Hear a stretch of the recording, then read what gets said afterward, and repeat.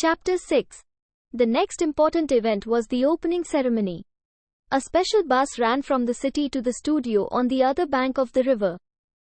The bus was painted, sunrise pictures, along its whole body, and placards were hung out on its sides, the burning of karma, switching on ceremony. It slowly perambulated along the market road, and anyone who carried an invitation to the function could stop it and get in. The invitation was printed on gold-sprinkled cartridge sheets, on which was stamped a map of India, represented as a mother with a bashful maiden kneeling at her feet, offering a spring of flowers, entitled, Burning of Karma. The maiden was presumably Sunrise Pictures. "Is this your idea?" Srinivas asked Sampath, who worked without food and sleep for the sake of the function. Sampath was cautious in answering, "Why, is it not good?" Srinivas hesitated for a moment whether he should be candid or just not answer the question. He decided against expressing an opinion and asked, "What do others say?" "Everybody says it is so good." Somu was in raptures when he saw it. "Our boys did it, something patriotic. We offer our very best to the country, or something like that." "Your idea?" Srinivas asked.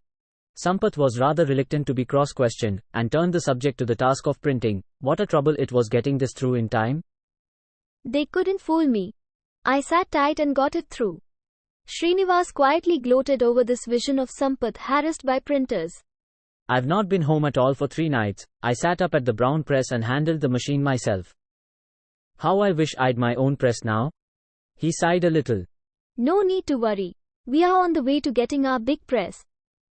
He seemed distressed at the memory of printing, and Srinivas obligingly changed the subject. "How many are you inviting?" "Over 1,000. Sampath said, brightening. "It is going to be the biggest function our city has seen." As the bus turned into Nallapaz Grove, far off one saw the bunting flying in the air, made up of flags of all nations, including China, Scandinavia and the Netherlands. One could pick them out by referring to Pear's encyclopedia. The bunting was an odd treasure belonging to the municipal council. No one could say how they had come to gather all this medley of ensigns, but they were very obliging and lent them for all functions, private and public, unstintingly. And no gathering was complete unless it was held under the arcade of these multicolored banners. There were even a few ship signals included among them. The vast gathering was herded into Studio Number 1, in which hundreds of wooden folding chairs were arrayed. The switching on was fixed for 4:20, since at 4:30 an inauspicious period of the day was beginning. The district judge, who was to preside, was not to be seen. They fidgeted and waited for him and ran a dozen times to the gate. Sampath calmed Somu by pulling him along to the microphone and announcing, "Ladies and gentlemen, the president is held up by some unexpected work, but he will be here very soon." Meanwhile, in order not to lose the auspicious hour, the switch will be put on. He himself passed on to the camera on the tripod, and asked, "Ready," and pressed the switch. The lights were directed onto a board fixed on an easel on which the art department had chalked up, "Sunrise Pictures proudly present their maiden effort, The Burning of Karma," and they shot 100 feet of it. The mellow cried, "Cut." He had come in a dark suit, his moustache oiled and tipped. Thus they caught the auspicious moment, although the big wicker chair meant for the president was still vacant. A committee of astrologers had studied the conjunction of planets and fixed the day for the inauguration ceremony. There had been a regular conference for fixing the correct moment, for as Somu explained to the others, we cannot take risks in these matters. The planets must be beneficial to us. And he gave 3 rupees and a coconut, each on a plate, for the Brahmins who had given him the date.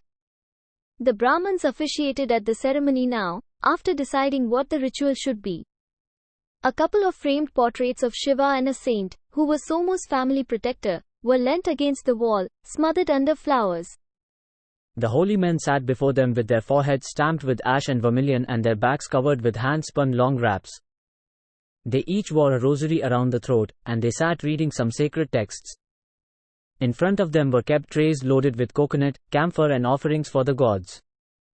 A few minutes before the appointed moment they rose, lit the camphor, and circled the flame before the gods, sounding a bell. Then they went to the camera and stuck a string of jasmine and a dot of sandal paste on it. The mellow trembled when he saw this. They seemed to be so reckless in dealing with the camera. He felt like crying out, "It's a Mitchell, so, please?"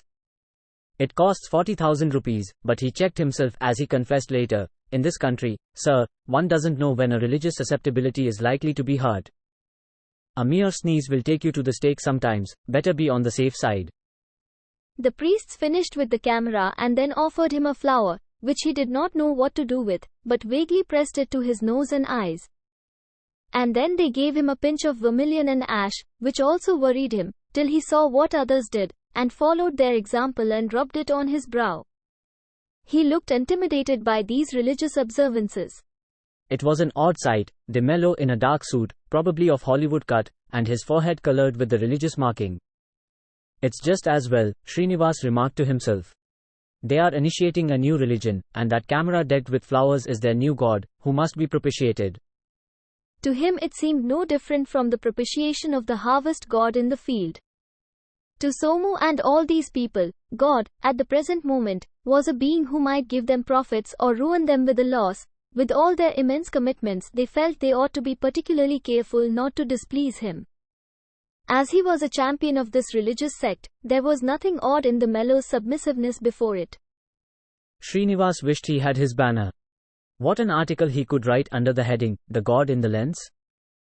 And these rituals were being witnessed by an audience of over 500 with open-mouthed wonder. There was suddenly a bustle. "The president has arrived," and Somu ran out in great excitement to receive him. There was a stir in the audience, and people craned their necks to look at the president. Though they saw him every day, they never failed to see him as the president with renewed interest, and in this setting he was peculiarly interesting. In strode a strong dark man, wearing colored glasses and grinning at the assembly. "I'm sorry," he said loudly. "I was held up by court work." "Is it all over?" They propelled him to his wicker chair. He pulled the invitation out of his pocket, to study the items of the program. He looked at the flower-decked camera and the Brahmins and asked, "Is this the first scene you are going to shoot?" Sampath explained to the president and apologized, garlanded him, and gave him a bouquet. Why are they centering all their affection on him? Have they met here today to fuss about him or to get their film started? Srinivas wondered. He was struck with the rather pointless manner in which things seemed to be moving. Subtle irrelevancies, he told himself as he sat, unobserved on an upturned box in a corner of the studio. They presently brought the president to the microphone. He said, with the rose garland around his neck, "Ladies and gentlemen, I know nothing about films, and court work held me up and delayed the pleasure of being here earlier. I don't usually see films, except probably once a year when my little daughter or son drag me there." And he smiled in appreciation of this human touch. He rambled on thus for about an hour, and people looked as though they were subsiding in their seats. He went on to advise them how to make films. "I see all around too many mythological and ancient subjects. We must throw all of them overboard. Films must educate. You must appeal to the villager and tell him how to live, how to keep his surroundings clean, why he should not fall into moneylenders' hands, and so on. The film must not only tell a story but must also convey a message to the ignorant masses. There are problems of cultivation and soil. All these you can tackle.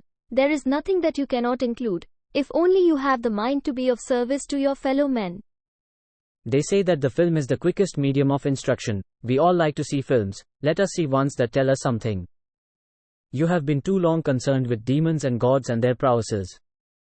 I think we had better take a vow to boycott Indian films till they take up modern themes." At this point he was gently interrupted.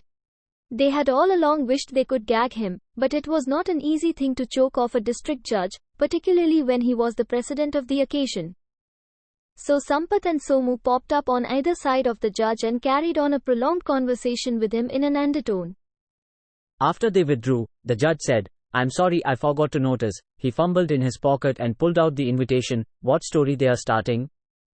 "Now my friend Somu tells me it is an epic subject.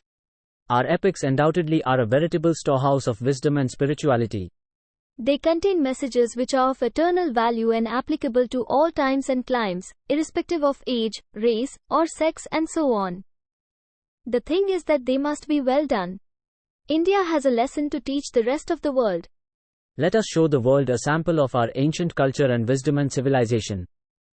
Blessed as this district is by a river and jungles and mountains, with these energetic captains at the helm, I've no doubt that Malgudi will soon be the envy of the rest of India and will be called the Hollywood of India. De Mello's voice could be heard corroborating the sentiment with a timely, "Here."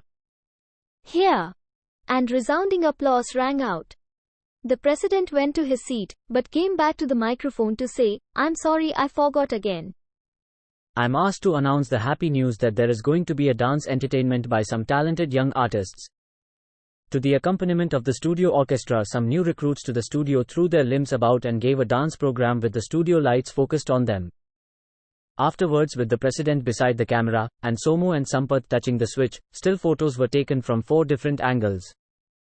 This was followed by a few baskets being brought in, out of which were taken paper bags stuffed with coconuts and sweets, which were distributed to all those present.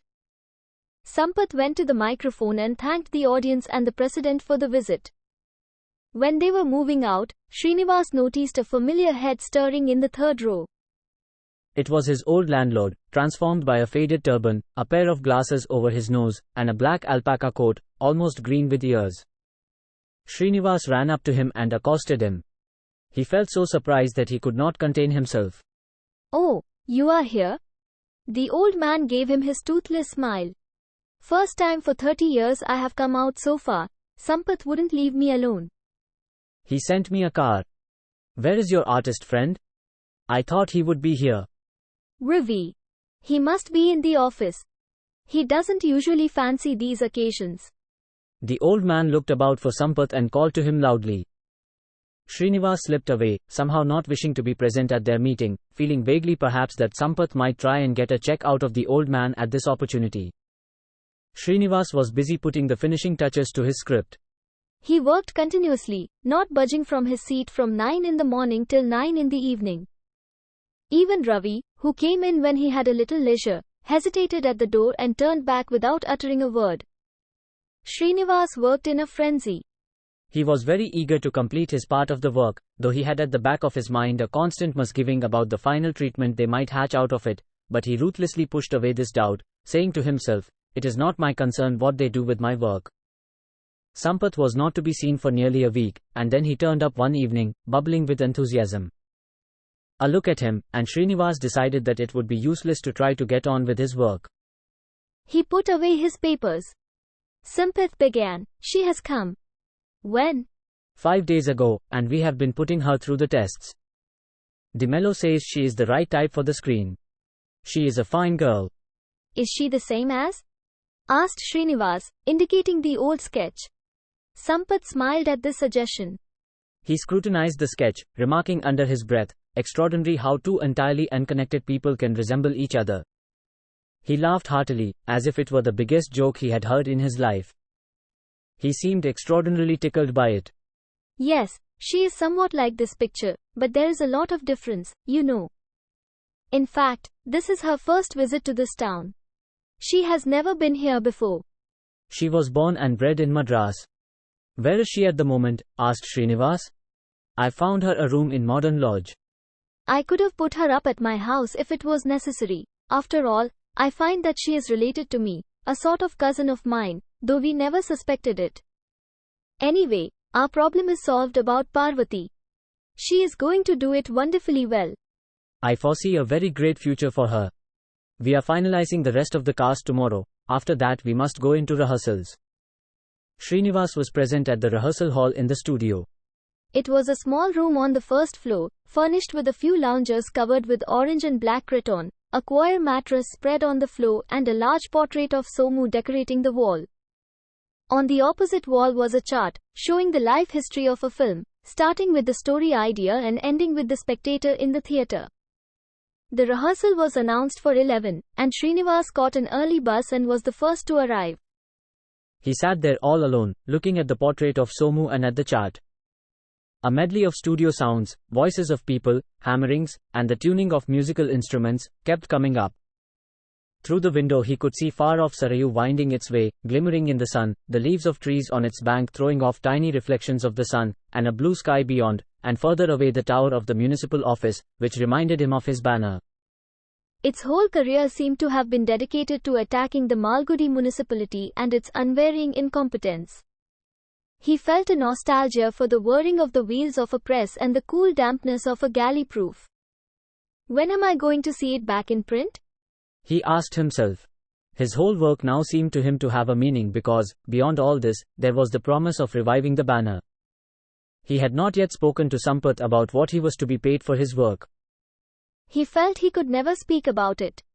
He found on his table on the 2nd of every month a check for 150 rupees, and that saw him through the month, and he was quite satisfied. How long it was to continue and how long he could expect it, or how much more, he never bothered. His wife occasionally, waiting on him for his mood, asked him, and all that he replied was, "You get what you need for the month?" Yes. But then why do you bother about anything? You may always rest assured that we will get what we need without any difficulty. You will be happy as long as you don't expect more. But. There are no further points in this scheme of life, he cut her short. And that was the basis on which his career and daily life progressed. Of course, if the banner could be revived, he reflected, I could breathe more freely. Now I don't know what I'm doing, whether I'm helping Sampath or Sampath is helping me. The whole position is vague and obscure. The clear-cut lines of life are visible only when I'm at my table and turning out the banner. He had now a lot of time to reflect on the banner. For one thing, he decided to rescue Ravi and get him to work for the banner. The banner can justify its existence only if it saves a man like Ravi and shows the world something of his creative powers. He made a mental note of all the changes he was going to make in the banner. He would print 36 pages of every issue, a quarter for international affairs, half for Indian politics, and a quarter for art and culture and philosophy. This was going to help him in his search for an unknown stabilizing factor in life, for an unchanging value, a knowledge of the self, a piece of knowledge which would support as on a rock the faith of man and his peace. A knowledge of his true identity, which would bring no depression at the coming of age, nor puzzle the mind with conundrums and antitheses. I must have a permanent page for it, he told himself. This single page will be the keystone of the whole paper, all its varied activities brought in and examined. It will give a perspective and provide an answer for many questions, a sort of crucible, in which the basic gold can be discovered. What shall I call the feature? The crucible? Too obvious. It was so peaceful here and the outlook so enchanting with the heat haze quivering over the river sand that he lost all sense of time passing, leaning back in the cane chair, which he had dragged to the window. He presently began to wish that the others would not turn up but leave him alone to think out his plans. But it seemed to him that perverse fates were always waiting around, just to spite such a wish. He heard footsteps on the stairs and presently Sampath and the new girl made their entry. Meet my cousin Shanti, who is going to act Parvati, Sampath said expansively. Srinivas rose in his seat, nodded in acknowledgement, and sat down. He saw before him a very pretty girl, of a height which you wouldn't notice either as too much or too little, a perfect figure, rosy complexion, and arched eyebrows and almond-shaped eyes, everything that should send a man, especially an artist, into hysterics. Srinivas, as he saw her, felt her enchantment growing upon him. Her feet were encased in velvet sandals, over her ankles fell the folds of her azure translucent sari, edged with gold, at her throat sparkled a tiny diamond star. She seemed to have donned her personality, part by part, with infinite care. Srinivas said to himself, it's all nonsense to say that she does all this only to attract men. That is a self-compliment man concocts for himself. She spends her day doing all this to herself because she can't help it, any more than the full moon can help being round and lustrous. He caught himself growing poetic, caught himself trying to look at a piece of her fair skin which showed below her close-fitting sheeny jacket. He pulled himself up. It seemed a familiar situation. He recollected that in the story Shiva himself was in a similar plight, before he discovered the god of the sugar-cane bow taking aim. He seemed to realize the significance of this mythological piece more than ever now. And he prayed, oh, God, open your third eye and do some burning up here also. Mankind has not yet learned to react to beauty properly, he said to himself. Shanti, who had by now seated herself on a sofa with Sampath beside her, muttered something to Sampath. And Sampath said, my cousin says you look thoughtful. She at once puckered her brow and blushed and threw up her hands in semi-anger, and almost beat him as she said in an undertone, why do you misrepresent me? I never said any such a thing. She shot scared glances at Srinivas, who found his composure shaken. He said, "Don't bother. I don't mind, even if you have said it," and at once all her confusion and indignation left her. She said with perfect calm, "I only said that we seemed to have disturbed you while you were thinking out something," and he says, she threw a look at Sampath. Srinivas wanted to cut short this conversation and said rather brusquely, "I have waited here for 2 hours now. You said that rehearsals were at 10. Apologies, editor," replied Sampath. Shall I speak the truth? The real culprit is, he merely looked at his cousin, and she at once said apologetically, "Am I responsible? I didn't know." "Well, you have taken a little over 3 hours dressing up, you know," Sampath said. Srinivas noted that they seemed to have taken to each other very well. He said to the girl, "You are his cousin, I hear?" "I didn't know that when I applied," she said. "Have you a lot of film experience?" He asked and felt that he was uttering fatuous rubbish. Before she could answer, he turned to Sampath and asked, "Have you told her the story?" And he realized that it was none of his business and that he was once again uttering a fatuity. But that fact didn't deter Sampath from building up an elaborate reply of how he had been talking to her night and day of the part she was to play, of how he was constantly impressing upon her the inner significance of the episode, and he added with warmth, "My association with you is not in vain, editor." He constantly shot side glances to observe the effect of his speech on the lady, and Srinivas listened to him without saying a word in reply, as he told himself, "I don't seem to be able to open my mouth without uttering nonsense." Presently more footsteps on the staircase, and half a dozen persons entered, followed by Somu. Somu, who came in breezily, became a little awkward at seeing the beauty, and shuffled his steps, stroked his moustache, and in various ways became confused. "He will also find it difficult to speak anything but nonsense," Srinivas said to himself. The visitors spread themselves around, and Somu said, pointing at a strong paunchy man, "This is Shiva." The paunchy man nodded agreeably as if godhead were conferred on him that instant. He had a gruff voice as he said, "I have played the part of Shiva in over 100 dramas and 20 films for the last 20 years. I act no other part because I am a devotee of Shiva. You must have heard of him," Sampath added. VLG, Srinivas cast his mind back and made an honest attempt to recollect his name. It suddenly flashed upon him. He used to notice it on the wall of the magistrate's court at Talapur, years and years ago, VLG in some Shiva story or other. He almost cried out as he said, yes, I remember it. Rainbow-colored posters. That color scheme used to make his flesh creep in those days, and at the recollection of it he once again shuddered. Yes, it was in Daksha Yagya, Shiva said, much pleased with his own reputation. I always do Shiva, no other part, I'm a devotee of Shiva. He gets into the spirit of his role, Sampath said. Shiva acknowledged it with a nod and repeated for the third time, I do no other role. I am a devotee of Shiva. Both in work and in leisure I want to contemplate Shiva. True to his faith, his forehead was smeared with sacred ash and a line of sandal paste. Srinivas viewed him critically, remarking to himself, his eyes are all right, but the rest, as I visualized Shiva, is not here. He certainly was without a paunch. The sort of austerity which is the main characteristic of Shiva in the story is missing. And he should not have such loose, hanging lips. All the inconvenient, ungodly paddings of middle age are here. What a pity. Some tens and thousands of persons have probably formed their notions of a god from him for a quarter of a century. As if in continuation of his reflections, Sampath said, when his name is on the poster as Shiva, the public of our country simply smash the box office. Shiva accepted the compliment without undue modesty.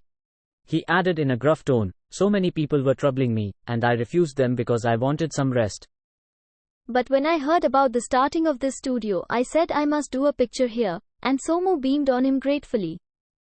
Srinivas felt inclined to ask more questions, so that he might clear the doubt at the back of his mind as to what special reason the actor had for conferring this favor on this particular studio, but he left the matter alone, one of the many doubts in life which could never be cleared. VLG took out of his pocket a small casket. Out of it he fished a piece of tobacco and put it in his mouth, and then proceeded to smear a bit of lime on the back of a betel leaf and stuffed it also into his mouth. He chewed with an air of satisfaction, and from his experience of tobacco chewers, Srinivas understood that VLG was not going to talk anymore, but would be grateful to be left alone to enjoy his tobacco. He seemed to settle down to it quietly and definitely.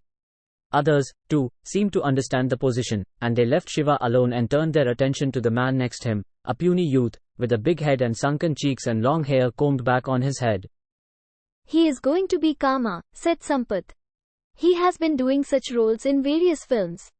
Srinivas looked at him. He wondered if he might get up and make a scene. I'm not going to allow the story to be done by this horrible pair. But presently another inner voice said, if it is not this horrible pair, some other horrible pair will do it, so why bother? And his further reflections were cut short by the lady remarking as she looked at her tiny wristwatch, it's 4 o'clock. When do we start the rehearsal? As soon as we finish coffee, which is coming now, said Sampath. It was 6:30 when they finished their coffee, and then they unanimously decided to postpone the rehearsals, and got up to go away with relief and satisfaction. Srinivas was touching up the conversation between the disembodied Kama and his wife. Kama said, here I am. Don't you see? And his wife answered, seen or unseen, you are my lord. You are in my thought. I will beg of Shiva to make me also invisible. Srinivas pondered over the sentence, it seemed too cloying for him. Can't I make it sound a little more natural? But another part of his mind argued, you are not dealing with a natural situation. The agony of a wife whose husband is made invisible can be understood only by another in a similar position. What would my wife say if she suddenly found I'd been made invisible? I must find out from her. As he was contemplating this scene, without being able to come to a decision, Sampath came in jubilantly, crying, I've achieved a miracle. Srinivas said, I will listen to your miracle presently. But first sit down and answer my question. Suppose you were made suddenly invisible, what would be your feelings? Sampath thought it over and answered, I should probably think that the clothes I wear are unnecessary. He laughed and added, I think it would be a gain, on the whole. What do you think your wife would say? Srinivas asked. If she were in her normal mood she would probably break down, but if she were in her 10 a.m. mood she might say, this is another worry. How I am to manage with an unseen husband God alone knows. But please tell me where you are, don't surprise me from corners. What is that 10 a.m. mood? Asked Srinivas curiously.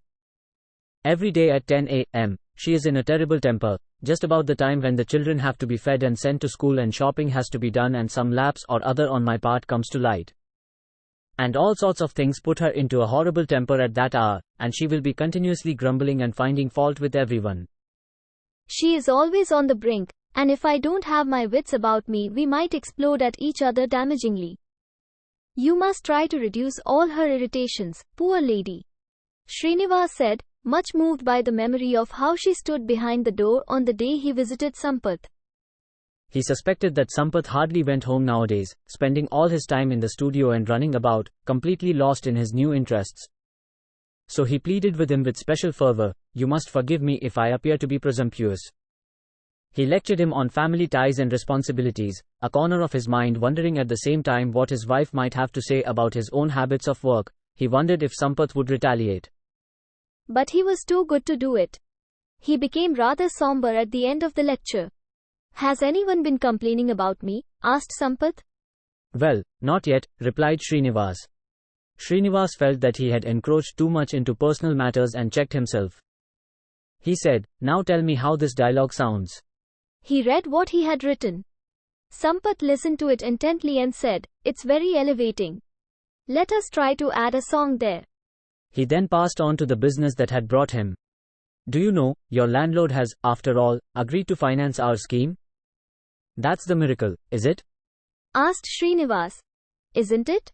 Sampath said. Srinivas declared warmly, you are a great fellow. People must bow before you for your capacity. Well, wait, Sampath said grinning. You can compliment me after I show you the first installment of cash. He is going to give it in 5 installments. And he wants separate notes for each. He will give me each installment, deducting his 12.5% interest in advance, but writing up the note for the full amount. Oh, God! You have not agreed to it? I have no choice. And you are going to deal with his granddaughter's marriage, too? Of course. Sampath lowered his voice and pointed downstairs. I don't know why that old man has set his heart on him. He has never even spoken to him. I must get at him sometime and do something. He looked worried at the thought of Ravi. Why will he not listen to reason? That girl is bringing 5,000 plus 12.5% interest. I think artists should be trained up in more practical ways of thinking. Tomorrow morning we are going to a lawyer's office to write the first note and then he will hand me the money. I'm also mortgaging with him some gold and silver knick-knacks we have at home. Your wife's? We have accumulated a variety of silver things during our marriage, you know. He said with affected lightness. He remained moody for a moment. That'll help me face Somu's conditions. After that I shall really be able to make a substantial deal. Our rotary is not so far out of reach, sir. I am really grateful to you for introducing me to the old man. Under him I have made tremendous progress in Sanskrit studies. Though it is so difficult to make him talk of his passbook, he readily opens his mind and soul to every spiritual inquiry. It is a pleasure to sit with him and hear him talk. He raised his voice and recited in fluent Sanskrit. The boy is immersed in play, the youth, in the youthful damsel, the old, in anxiety, but none in the Supreme Being. Do you know, he gives 6 different interpretations for the same stanza? Asterisk. Asterisk. It was getting on towards evening, and Srinivas left his table to go home. There was a car waiting for Sampath downstairs. I will drop you at home, Sampath said. I prefer to walk home. Sampath got into his seat. Boy, he cried, sitting in his car, and a servant came up, brightly buttoned, wearing a cap. This is our old office boy, he has come back.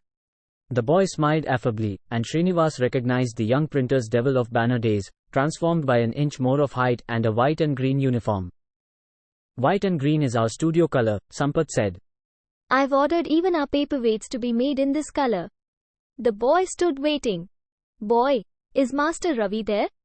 Ask him if he is coming home with me. The boy ran in and returned in a moment to say, he is not coming now, sir. He says he has work. Sampath said gloomily, that boy Ravi, somehow he is very reserved nowadays. He is aloof and overworks. I thought I might take him out with me and speak to him on the way and do something about that old man's pet. Well, another occasion, I suppose. You see how smart that little devil is? I knew he would come back. This is only the beginning. I know that all the rest of my staff will also come back. I shall know how to deal with them. Well, good night, sir.